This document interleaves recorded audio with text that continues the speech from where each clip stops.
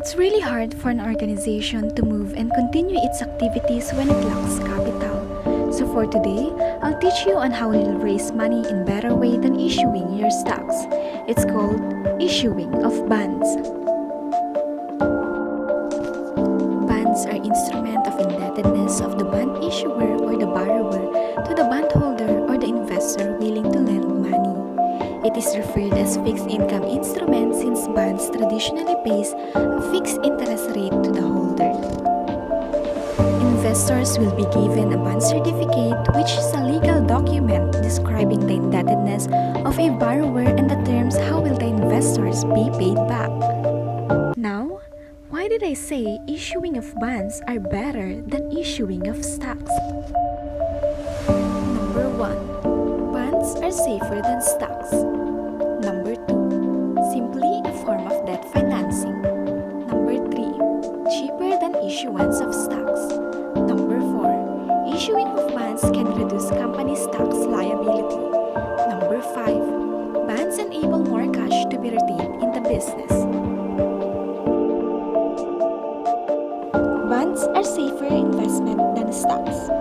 The return in bonds is a fixed interest, so even if in the event of bankruptcy, bondholders can still get their investment back, while in stocks, its value can go up or down and shareholders are among the last to be compensated if the company goes bust.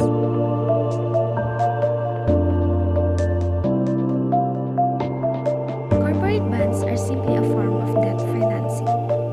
An investor who buys a corporate bond is loaning money to the company.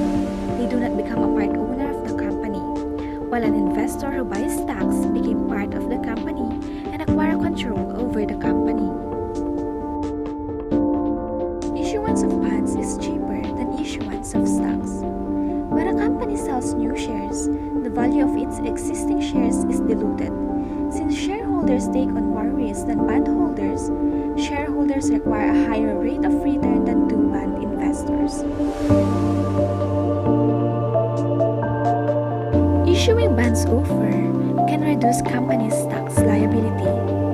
The interest you pay on the bonds is counted as a taxable expense, which reduces the company's pre-tax profits, while shares are not classified as expenses and cannot be deducted on the company's tax return. Bonds enable more cash to be retained in the business. The maturity date for bonds can be several years into the future. Interest is paid on a fixed rate basis, which offers protection against external interest rate hikes or economic changes. The business knows exactly what the interest liability is each year. An example of a large and successful company who still issues bonds to raise additional funds to support their projects and operations is the fast food giant Jollibee Food Corporation. Following the issuance of bonds at the beginning of this year made by JFC's wholly owned subsidiary, Jollibee Worldwide Private Limited, the company is again looking to raise $600 million with bonds as it braces itself from the impact of the coronavirus disease 2019 or the COVID-19 pandemic. It will be a $300 million 5.5-year notes with 4.125% coupon rate and a $300 million 10-year notes with 4.750% coupon rate. Both are payable semi-annually.